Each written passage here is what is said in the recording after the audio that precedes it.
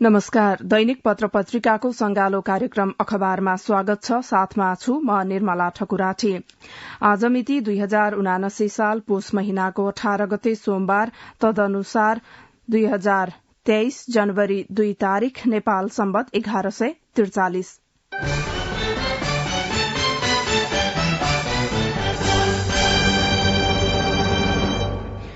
हिजो पोखरा अन्तर्राष्ट्रिय विमानस्थलको उद्घाटन भएको छ। यसै प्रसंगलाई आजका अधिकांश पत्र पत्रिकाले प्राथमिकताका साथ समाचार बनाएका छन्। पोखरेली सपना 5 दशकपछि पूरा, बीआरआई हो कि होइन शीर्षक दिँदै कान्तिपुरले मुख्य समाचार छापेको छ। हजारौं सर्वसाधारणको उपस्थितिका बीच हिजो पोखरा अन्तर्राष्ट्रिय विमानस्थलको उद्घाटन भएको छ। 5 दशक अघिको सपना पूरा भएको खुशियालीमा अमरसिंह चौरमा भेला भएका पेशागत संघ संस्थाका प्रतिनिधि, पर्यटन व्यवसायी, कलाकार र सर्वसाधारण ब्यानर र झाँकी सहित विमानस्थल पुगेका थिए, जहाँ प्रधानमन्त्री पुष्पकमल दाहालले मुलुकको तेस्रो अन्तर्राष्ट्रिय विमानस्थल शुभारम्भ गर्नुभयो। बिहान मौसम नखुल्दा काठमाण्डुबाट जहाज पुग्न ढिलाइ भए पनि दिउँसो 1 बजेपछि बुद्ध, यति, गुण र सौर्य एयरलाइन्सका जहाज धमाधम पोखरा ओर्लिएका थिए। ती विमानका यात्रुलाई एयरलाइन्स प्रतिनिधि, सरकारी अधिकारी र पर्यटन व्यवसायीले स्वागत गरेका थिए। अन्तर्राष्ट्रिय उडान भर्ने हिमालय एयरलाइन्सको एयरबस 320 पनि नमूना उडान स्वरूप दिउँसो पोखराको नयाँ विमानस्थलमा अवतरण गर्यो। विमानलाई नागरिक उड्डयन प्राधिकरणले दोहोरो पानीको फोहराले स्वागत गरेको थियो। उद्घाटन समारोहमा हेलिकप्टरबाट पुष्प वृष्टि गर्नुका साथै हट एयर बेलुन उडाइएको थियो। बीआरआई हो कि होइन उपशीर्षकमा कान्तिपुर अगाडि लेख्छ, belt and road initiative BRI अन्तर्गत पोखरा अन्तर्राष्ट्रिय विमानस्थल बनेको चिनिया दाबीले संशय जगाएको छ। विमानस्थल उद्घाटन समारोहलाई सम्बोधन गर्नुहुँदै कार्यवाहक राजदूत वाङ सिनले बीआरआईका लागि पोखरा विमानस्थल उज्जवल कार्य बनेको बताउनुभयो, जबकि नेपाली पक्षले बीआरआई अन्तर्गत कुनै पनि परियोजनामा सम्झौता नभएको दावी गरेको छ। उद्घाटनको अघिल्लो दिन काठमाण्डु स्थित चिनिया दूतावासले वक्तव्य जारी गर्दै पोखरा विमानस्थल बीआरआई अन्तर्गत रहेको दावी गरेको थियो। यो नेपाल चीन बीआरआई सहयोगको प्रमुख परियोजना हो। नेपाल सरकार र नेपाली जनतालाई हार्दिक बधाई, दूतावासले भनेको थियो।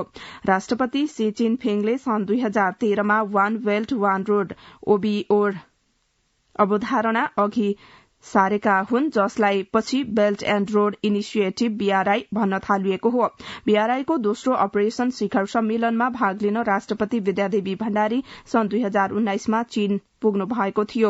त्यही वर्ष राष्ट्रपति शीले नेपाल भ्रमण गर्नु भएको थियो। त्यसअघि सन् 2017 मा प्रधानमन्त्री पुष्पकमल दाहालको चीन भ्रमणका क्रममा नेपाल बीआरआईमा आबद्ध हुने सम्झौतामा हस्ताक्षर भएको थियो। पोखरा विमानस्थलको शिलान्यास भने सन् 2016 मै भएको हो। चिनिया कार्यवाहक राजदूत वाङले नेपालमा बीआरआईका परियोजना कार्यान्वयन भइसकेको जस्तै धारणा राख्नु भएको छ। नेपाल भ्रमणका क्रममा राष्ट्रपति शीले हिमालय वारिपारीका चीन र नेपालबीच संयुक्त रूपमा बहुआयामिक सञ्जाल निर्माण गर्ने घोषणा गर्नु भएको थियो। दुई राष्ट्र प्रमुखको निर्देशन अनुसार नेपालमा बीआरआईको परिकल्पनालाई वास्तविकतामा परिणत गरी फलदायी नतिजाहरू हासिल गर्न परियोजना अघि सारिएको छ, राजदूतले पोखरामा भन्नुभयो। पोखरेली सपना 5 दशकपछि पूरा, बीआरआई हो कि होइन कान्तिपुरको मुख्य खबर हो यो। यसै प्रसंगलाई तेस्रो अन्तर्राष्ट्रिय विमानस्थल उद्घाटन शीर्षक दिँदै गोर्खापत्रले अग्रपृष्ठमा समाचार बनाएको छ। प्रधानमन्त्री पुष्पकमल दाहाल प्रचण्डले पोखरा अन्तर्राष्ट्रिय विमानस्थलको हिजो पोखरामा उद्घाटन गर्नु भएको छ। निर्माणका लागि पहल भएको करिब 5 दशकमा अन्तर्राष्ट्रिय विमानस्थल तयार भएको हो। यो नेपालको तेस्रो अन्तर्राष्ट्रिय विमानस्थल हो। उद्घाटन समारोहलाई सम्बोधन गर्नुहुँदै प्रधानमन्त्री प्रचण्डले विकासका नयाँ संरचनाले मुलुक आर्थिक विकासका साथै समृद्धितर्फ अघि बढ़ेको बताउनुभयो। वहाँले विमानस्थलले समग्र आर्थिक विकास गर्ने र पर्यटकीय केन्द्रका रूपमा पोखरालाई अन्तर्राष्ट्रिय गन्तव्यहरूसँग जोड्न थप मदत पुग्ने बताउनुभयो। प्रधानमन्त्री प्रचण्डले गण्डकी प्रदेशको प्रतिनिधिको रूपमा आफू प्रधानमन्त्री भएकाले गण्डकी प्रदेशप्रति थप जिम्मेवार रहेर सामाजिक न्याय, सुशासन र जनताको समृद्धिको मूल मन्त्र बनाई आफू नेतृत्वको सरकारले काम गरी आर्थिक विकास गर्नेमा जोड़ दिनुभयो। तेस्रो अन्तर्राष्ट्रिय विमानस्थल उद्घाटन शीर्षकमा गोरखापत्रले अग्रपृष्ठमा प्राथमिकताका साथ समाचार छापेको छ। यता नागरिकले पोखरेली पुलकित अन्तर्राष्ट्रिय विमानस्थल सञ्चालनमा अन्तर्राष्ट्रिय उडान भने भएन। नागरिकको यो मुख्य समाचार हो। आन्तरिक उडानबाट अन्तर्राष्ट्रिय विमानस्थल उद्घाटन शीर्षकमा अन्नपूर्णले अग्रपृष्ठमा प्राथमिकताका साथ समाचार छापेको छ।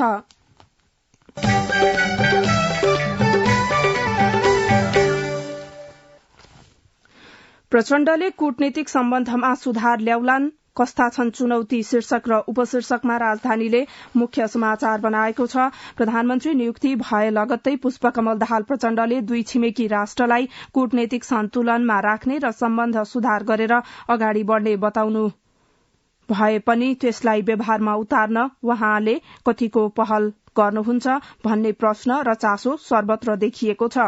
प्रधानमन्त्री नियुक्ति भए लगत्तै चीनले शुरूमा बधाई दिए पनि दक्षिणी छिमेकी भारतले भने केही दिन पछि बधाई दियो।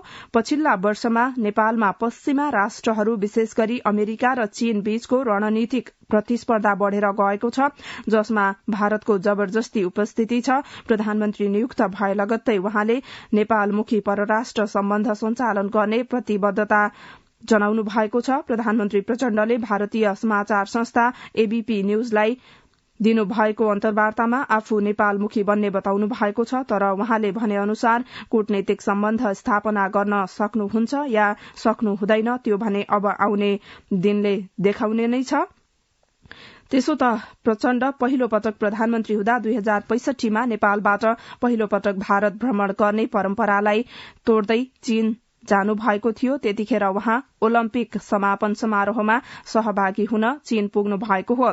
प्रधानमन्त्रीको विदेश भ्रमण भारतबाट हुने परम्परा तोड्नु भएका दक्षिणी छिमेकी असन्तुष्ट भएको बुझेपछि दाहालले पहिलो राजनीतिक भ्रमण भारतबाट गर्ने भन्नु परेको थियो। तैपनि भारतसँग दाहालको सम्बन्ध राम्रो हुन सकेन। पछिल्लो समय दाहालले भारतसँग सम्बन्ध सुमधुर बनाउने प्रयास गरिरहनु भएको छ। प्रचण्डले कूटनीतिक सम्बन्धमा सुधार ल्याउलान्, कस्ता छन् चुनौती शीर्षक र उपशीर्षकमा राजधानीले अग्रपृष्ठमा प्राथमिकताका साथ समाचार बनाएको छ। भागबण्डा मिलाउन 3 मन्त्रालय फुटाउने तयारी शीर्षक दिँदै कान्तिपुरको भित्री पृष्ठमा खबर छापिएको छ। सत्ता साझेदार दलहरूले भागबण्डा मिलाउन 3 वटा मन्त्रालय फुटाउने तयारी गरेका छन्। संसदीय समितिले प्रशासनिक खर्च घटाउन मन्त्रालय 15 वटामा सीमित पार्न सिफारिश गरेको 2 महिनामै मन्त्रालय फुटाएर 25 वटा पुर्याउन लागि हो। मन्त्रालयको संख्या अहिले प्रधानमन्त्री तथा मन्त्री परिषदको कार्यालय सहित 22 वटा रहेको छ। 2074 को आम निर्वाचनपछि कार्यविभाजन नियमावली संशोधन गरेर मन्त्रालयको संख्या 18 मा सीमित गरिएकामा तत्कालीन प्रधानमन्त्री केपी शर्मा ओलीले सरकार गठनको 1 महिनामै मन्त्रालय 22 वटा पुर्याउनु भएको थियो। पुष्पकमल दाहालको नेतृत्वमा सरकार बनेपछि युवा तथा खेलकुद, शिक्षा, विज्ञान तथा प्रविधि र भौतिक पूर्वाधार तथा यातायात मन्त्रालय फुटाउने कसरत शुरू भएको हो। मन्त्रालय टुक्र्याउने विषयमा छलफल भइरहेको छ, टुंगो लागेको छैन, सत्तारूढ़ दलका एक नेताले भन्नुभयो। भागबण्डा मिलाउन 3 मन्त्रालय फुटाउने तयारी शीर्षकको समाचार लियौं कान्तिपुरको भित्री पृष्ठबाट। वरीयता क्रम विवादले नयाँ अनुहारलाई मन्त्रीको अवसर शीर्षक दिँदै नेपाल समाचार पत्रले मुख्य समाचार छापेको छ। नेपाल कम्युनिष्ट पार्टी माओवादी केन्द्र र नेकपा एमाले सहित 7 दलीय गठबन्धनको सरकारमा नयाँ अनुहारले मन्त्रीको अवसर पाउने संकेत देखिएको छ। राष्ट्रिय स्वतन्त्र पार्टीका सांसद रवि लामिछाने उपप्रधान तथा गृहमन्त्री हुनु भएसँगै माओवादी अध्यक्ष पुष्पकमल दाहाल प्रचण्ड नेतृत्वको सरकारमा वरीयता विवादको कारण नयाँ सांसदहरूले अवसर पाउने सम्भावना बढ़ेको हो। गत असारको अन्तिममा दर्ता भएको नयाँ दल राष्ट्रिय स्वतन्त्र पार्टीका सभापति लामिछाने पार्टी दर्ताको 6 महिनामै उपप्रधान तथा गृहमन्त्री भइसक्नु भएपछि पटक पटक उपप्रधानमन्त्री मन्त्री भइसकेका पार्टीको माथिल्लो तहका नेताहरूलाई सरकारमा जान असहज परिस्थिति निर्माण भएको एमालेका एक केन्द्रीय सदस्यले बताउनुभयो। वरीयता क्रम विवादले नयाँ अनुहारलाई मन्त्रीको अवसर शीर्षक दिँदै नेपाल समाचार पत्रले मुख्य खबर छापेको छ।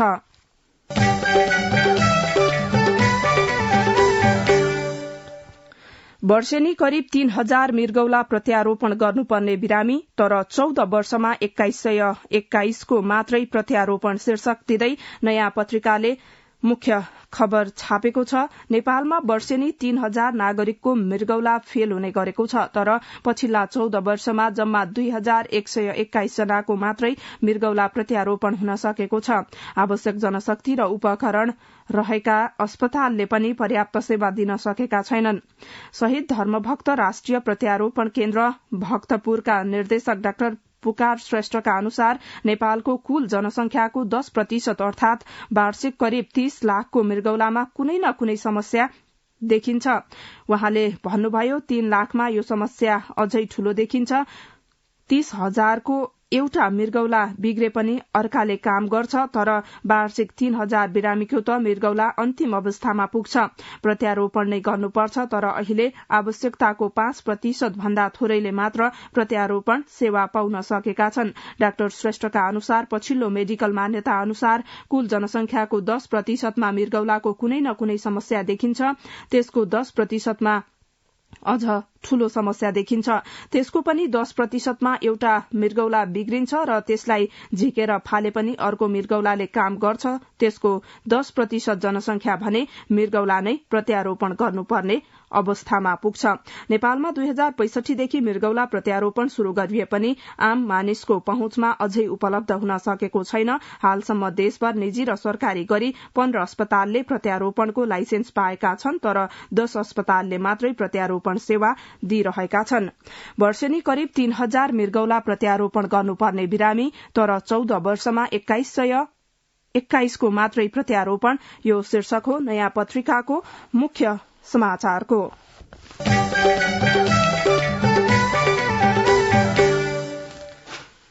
पशुपतिको सम्पत्तिमा रजाई, सम्झौता विपरीत होटल, रेस्टुरेन्ट, लज र अस्पताल शीर्षकमा गोर्खापत्रले मुख्य समाचार बनाएको छ। पशुपति क्षेत्र विकास कोषसँग भएको सम्झौता विपरीत पशुपतिनाथको नाममा रहेको 9 रोपनी 9 आना जग्गा मारवाड़ी सेवा समिति नेपालले कब्जा गरेको छ। पशुपतिनाथ मन्दिर संरक्षण र पशुपतिनाथको नाममा रहेको सम्पत्ति संरक्षण गर्न कोषसँग गरिएको सम्झौता विपरीत धर्मशाला सञ्चालन गर्न भनी दिएको जग्गामा सेवा समितिले अरू नै संरचना बनाएर व्यवसाय सञ्चालन गर्दै आएको छ।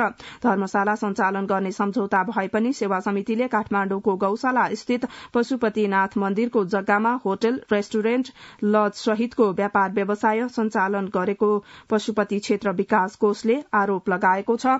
पशुपतिको सम्पत्तिमा रजाई, सम्झौता विपरीत होटल, रेस्टुरेन्ट, लज र अस्पताल शीर्षकमा गोर्खापत्रले मुख्य खबर बनाएको छ।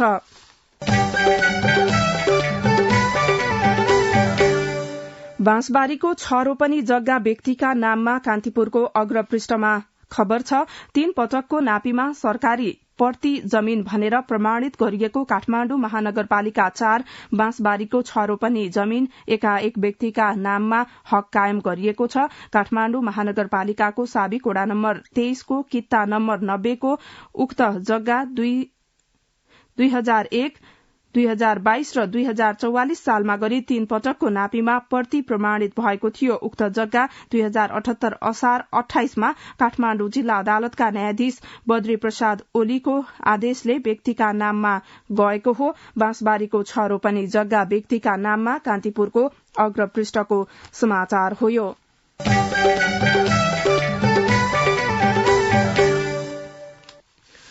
संसद सचिवालय अन्यौलमा अब बस्ने अधिवेशन 12औं की पहिलो शीर्षक दिँदै नागरिकले अग्रपृष्ठमा समाचार छापेको छ। संघीय संसदको अधिवेशन यही पुस 25 गते शुरू हुँदैछ, तर उक्त अधिवेशनलाई 2074 सालको निर्वाचन पछिको संसद अधिवेशनसँग जोडेर निरन्तरता दिने वा पहिलो अधिवेशनका रूपमा अघि बढ़ाउने भन्ने विषयमा संसद सचिवालय अनिर्णित बनेको छ। यस विषयमा निर्णय गर्न संसद सचिवालयले दलहरूको सहयोग मागेको छ। संसद सचिवालय अन्यौलमा अब बस्ने अधिवेशन 12औं की पहिलो नागरिकले अग्रपृष्ठमा प्राथमिकताका साथ समाचार छापेको छ।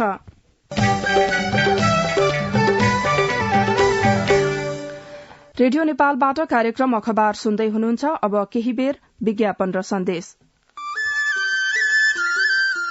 सुन त, भोलिको मिटिङको लागि सबैलाई फोन गर्यो? छैन सर, मेरो मोबाइलमा ब्यालेन्स नै थिएन। अलि पछि गर्छु ल्यान्डलाइनबाट। ल हेर, मोबाइलमा ब्यालेन्स छैन भनेर हुन्छ? तिमीलाई थाहा छैन यस कार्यालयले नेपाल टेलिकमको कर्पोरेट युजर ग्रुप अर्थात सीयूजी सेवा लिएको छ। तिम्रो नम्बरलाई पनि सीयूजीमा सहभागी गराउ न। अनि सर, मेरो त प्रिपेड नम्बर हो नि। अहिले नेपाल टेलिकमले प्रिपेड र पोस्टपेड दुवै फोनमा सीयूजी सेवा लागू गरिसकेको छ। सीयूजीमा आबद्ध भएपछि हाम्रो कर्मचारीहरू बीच निशुल्क र नेपाल टेलिकमको नेटवर्कमा सस्तो दरमा फोन तथा एसएमएस गर्न र डाटा चलाउन पाइन्छ नि। तिमीलाई थप जानकारी चाहिएमा नेपाल टेलिकमको वेबसाइट www.ntc.net.np मा हेर न। नेपाल टेलिकम, राष्ट्रको संचार। अब पत्र पत्रिकामा भएका बाँकी प्रसंग छोटकरीमा। जो आए पनि सत्तामै घुटुक्क शीर्षकमा अन्नपूर्णले मुख्य समाचार बनाएको छ। पुराना पार्टी सत्ता लेप्सामा रमाए भन्दै विरोध गरेर चुनावबाट कुनै न कुनै रूपमा नयाँहरू आउँछन्, तर संसदमा पुगेपछि जसको पनि प्राथमिकता सत्तामा जाने नै हुन थालेको छ। किन त विश्लेषक भन्छन् अनेक गठबन्धन बनाउँदाको परिणाम यस्तै आउने हो। जो आए पनि सत्तामै घुटुक्क अन्नपूर्णले मुख्य समाचार छापेको छ। कृषि प्रधान देशका लागि लज्जा, सिजनमा नै 5 अर्बको धान आयात शीर्षकमा राजधानीले अग्रपृष्ठमा खबर छापेको छ। धानको सिजनमा नै कृषि प्रधान देशको एउटा भन्सार नाका हुँदै 5 अर्बको धान आयात भयो भन्दा धेरैलाई विश्वास नलाग्न सक्छ, तर यो वास्तविकताले हाम्रा नेता तथा शासकलाई गिज्याइरहेको छ। सानो भूगोल भएर पनि प्रकृतिले अन्न उत्पादनको भण्डार सुम्पिएको मुलुक नेपालमा गएको 2 महिना 15 कार्तिकदेखि 15 पुससम्मको अवधिमा त्यति धेरै मूल्यको धान आयात भएको हो। यस्तो वास्तविकता भए पनि यसले शासकलाई बिझाउने गरेको छैन। यो उहाँहरूको गैर जिम्मेवारपनको नमूना हो। कृषि प्रधान देशका लागि लज्जा, सिजनमा नै 5 अर्बको धान आयात राजधानीले अग्रपृष्ठमा समाचार छापेको छ। ट्रक ढुवानीमा देशभर फेरि सिन्डिकेट शीर्षकमा कारोबारले मुख्य समाचार बनाएको छ। मुलुकको कानूनले वर्जित गरे पनि ढुवानी व्यवस्थापनको नाम दिएर ट्रक तथा कन्टेनर व्यवसायीहरूको फेरि आलो पालो सिन्डिकेट प्रणाली लागू गरेका छन्। व्यवसायीहरूको मिलेमतोमा हुने यस्तो सिन्डिकेटलाई पूर्व प्रधानमन्त्री केपी शर्मा ओलीको पालामा हटाइएको थियो। मुलुकभर समिति मार्फत बस सञ्चालन हुँदै आएकामा त्यसलाई पनि कम्पनीमा जाने गरी ओलीका समयमा निर्णय गरिएको थियो, तर अहिले फेरि व्यवसायीले सामान ढुवानीलाई व्यवस्थापन गर्ने भन्दै आलो पालो गरी ट्रक छुट्टाउन शुरू गरेका छन्। ट्रक ढुवानीमा देशभर फेरि सिन्डिकेट कारोबारको मुख्य खबर हो। यो कारोबारमै दैनिक बढ़दै महँगी, नियन्त्रणमा छैन चासो शीर्षकमा समाचार छ। कोविड महामारी, पेट्रोलियम पदार्थको मूल्य वृद्धि र रूस युक्रेन युद्धलाई देखाएर दैनिक उपभोग्य वस्तुमा दैनिक जसो महँगी बढ़िरहेको छ। महँगीले उपभोक्ताको चुलो बल्न मुस्किल छ, तर महँगी नियन्त्रणमा कसैले चासो देखाएका छैनन्। दैनिक बढ़दै महँगी, नियन्त्रणमा छैन चासो कारोबारको अग्रपृष्ठको खबर हो। यो शून्य लागतमा स्थानीय सरकारले नै मौसमी कामदार पठाउन सक्ने शीर्षकमा नयाँ पत्रिकाको अर्थपृष्ठमा समाचार छ। अब स्थानीय सरकारले नै मौसमी कामदार भिसामा नेपाली कामदार पठाउन सक्ने भएका छन्। सरकारले मौसमी कामदार व्यवस्थापन निर्देशिका 2079 जारी गर्दै रोजगारदाताले तोके अनुसार निश्चित स्थानीय सरकारले नेपाली कामदार पठाउन सक्ने व्यवस्था भएको हो। छोटो अवधिको वैदेशिक रोजगारलाई सुरक्षित, कम खर्चिलो, मर्यादित र व्यवस्थित बनाउन निर्देशिका जारी गरेको जनाएको छ। शून्य लागतमा स्थानीय सरकारले नै मौसमी कामदार पठाउन सक्ने नयाँ पत्रिकाको अर्थपृष्ठमा खबर छ। यसैगरी वीरगंज सुक्खा बन्दरगाहमै डस्टी कार्गो शीर्षकमा नयाँ पत्रिकाकै अर्थपृष्ठमा अर्को समाचार रहेको छ। वीरगंज सुक्खा बन्दरगाहमा dusty cargo station, dusty cargo झार्ने ठाउँ तयार गरिएको छ। नेपाल इन्टरमोडल यातायात विकास समितिले सुक्खा बन्दरगाहमा डस्टी कार्गो को पूर्वाधार तयार पारेको हो। यससँगै डस्टी कार्गो भारतको रक्सौलमा झारेर त्यहाँबाट ट्रकमा नेपाल ल्याउनु पर्ने बाध्यता हटेको समितिका कार्यकारी निर्देशक आशिष गजुरेलले जानकारी दिनुभयो। वीरगंज सुक्खा बन्दरगाहमै डस्टी कार्गो नयाँ पत्रिकाको अर्थपृष्ठको खबर हो। यो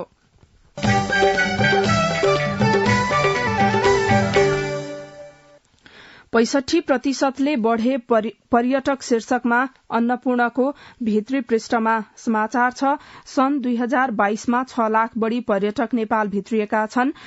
नेपाल पर्यटन बोर्डले सार्वजनिक गरेको तथ्याङ्क अनुसार सन् 2022मा 6,14,148 पर्यटक नेपाल भित्रिएका छन्। कोविड-19 पछि सबैभन्दा बढ़ी गत वर्ष पर्यटक नेपाल आएका हुन्। संस्कृति, पर्यटन तथा नागरिक उड्डयन मन्त्रालयले सन् 2022मा 5 लाख पर्यटक भित्र्याउने लक्ष्य लिएको थियो। 65% बढ़े पर्यटक।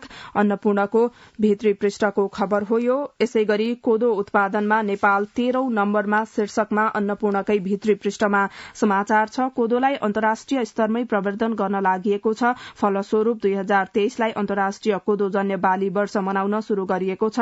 नेपालले पनि यसलाई विशेष प्राथमिकता दिँदै देशव्यापी रूपमा कोदोजन्य बाली वर्ष मनाउने भएको छ। यसर्थ खाद्य, पोषण, सुरक्षा र वातावरण तथा ग्रामीण रूपान्तरणका लागि कोदोजन्य बाली नाराका साथ 2023लाई कोदोजन्य बाली वर्ष मनाउन लागेको हो।